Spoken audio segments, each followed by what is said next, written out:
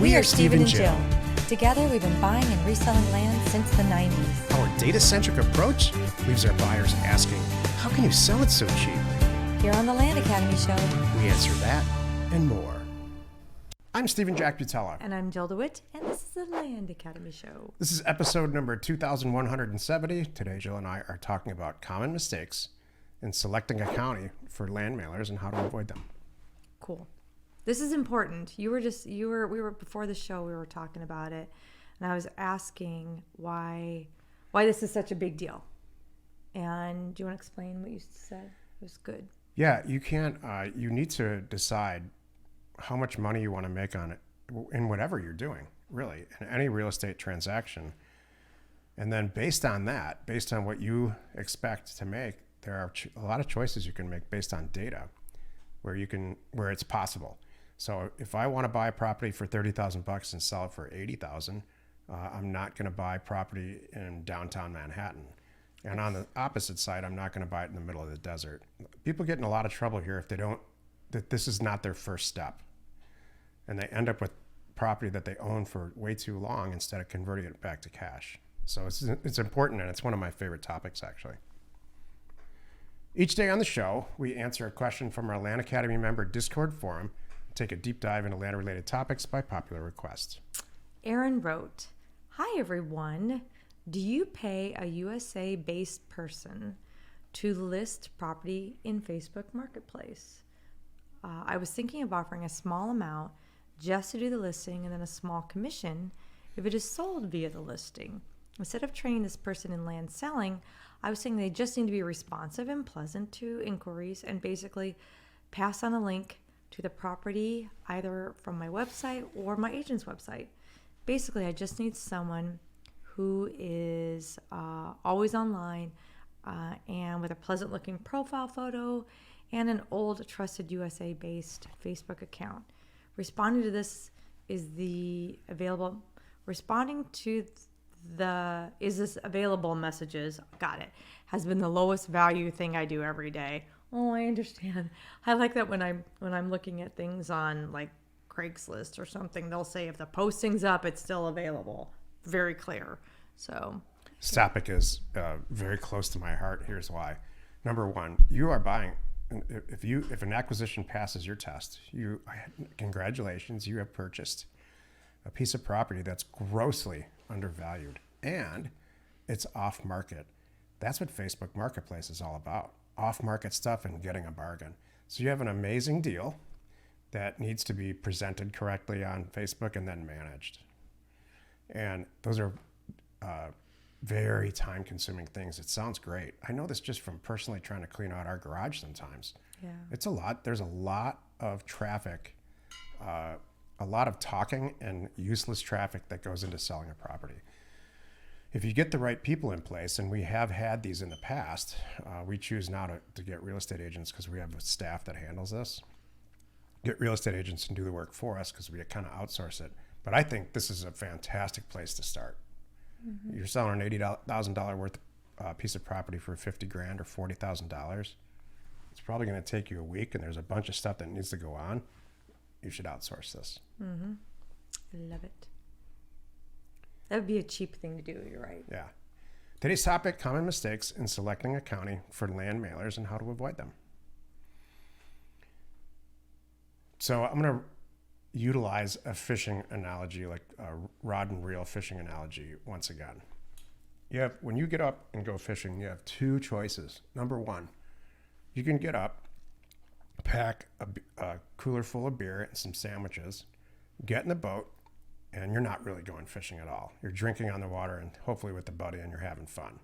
Whether or not you catch fish is incidental. That's option one. Option two is I'm getting up and I'm getting dinner. I'm going to catch dinner. So I'm going to do a lot of research. Research what type of fish are in the lake or in the ocean. And you're going to talk to the guys in the dock before you go out with a cup of coffee in your hand about where they're biting, what bait they're using, bait, lures, and that you can go crazy on this thing. Maybe you have a fish finder in the boat, you've got one in your hand, and you're checking the weather, and you're getting serious. You're going to 20, 30 miles out if it's in the ocean. That's what we do here.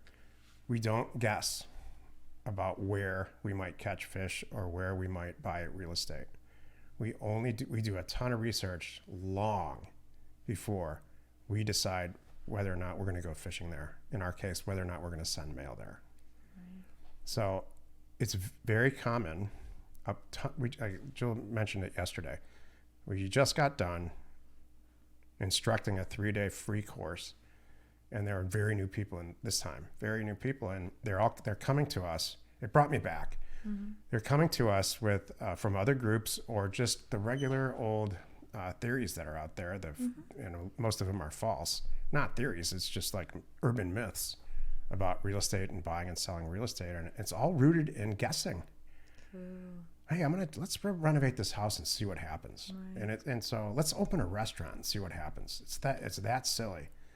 Look, everything needs to work on paper first, and it needs to be data backed and data driven, and you need to have a conversation with yourself and your business partner, if you have one, about the area that you've chosen to send mail and what happens when the mail comes back and you buy a piece of property. How many days you think it's going to take it to sell, how cheap it needs to be relative to the market, how fast things are going there, how many properties are listed right now, how many properties have sold in the last month, 6 months, or in 12 months.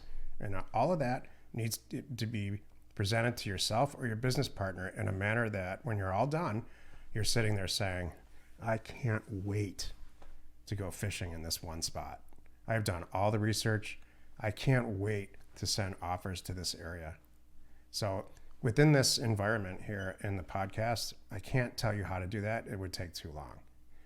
But I can tell you a ton of intelligence goes into where to go fishing and where to buy and sell real estate, and now for us, houses. I love what you just said. It's like the difference to me is you got a feeling or you ran the tests. It's kind of black or white, and it shouldn't be based on I have a feeling. I heard somebody say recently, I heard this, I heard that. Those are the things that I can't stand. Me too. People that you need it. Well, that's great. Now take what you learned and go do the math and confirm it or deny it. Like, I'm okay with that, but don't just run and do it because you heard someone did a great deal over here and this is what they made, kind of thing. Did it take them, 2 years to sell the property and get that out? Because they probably left, if they did, I'm pretty sure they left that detail out, kind of thing. So this is really good. I'm trying to think of some other things to ask you about mistakes. For me, it's like feeling. Do you think people rush it sometimes? I think people want to succeed. I think they've picked up some terrible habits. Most of the people that, and it's not like they didn't do anything wrong. They're just not educated yet on the right way to do it. We learn so much stuff through osmosis through our parents' real estate deals. True. And it's all wrong. Trust me, your parents did everything wrong. My parents did everything wrong. And when I started out, I did everything wrong. And I still made money because that was the way it was back then. It's different now. There's a lot of competition. A lot of people are sending mail out, and you want to make sure that you have some chest-beating confidence about sending mailer out to a certain area and what's going to happen. You want to reduce your risk to the closest point of zero that you possibly can using data and any information source that you can get. I haven't said this on the air in a long time, but I'll say it again right now. Inside information will put you in prison on the stock market. Inside information in the real estate business, everybody slaps each other on the back. Oh my God, you found out a freeway's going in there? Oh, Sally's going to sell her whole farm? Oh, I'm going to buy all the property right around that. Yeah. And that's not illegal, not in any way. Mm-hmm. In fact, it's ethical, I think. Yeah. You got an up on the competition. Love it. Join us tomorrow where Jill and I talk about why land investing isn't for everyone. You are not alone in your real estate ambition. We are Jack and Jill. Information and inspiration to buy undervalued property. We hope you found our content valuable and we appreciate your support. If you have not already, please check out our channel and hit the subscribe button. And your comments and suggestions help us to create the content you're here for. Hitting the like button helps to support our channel's algorithm and gauge your interest for future shows.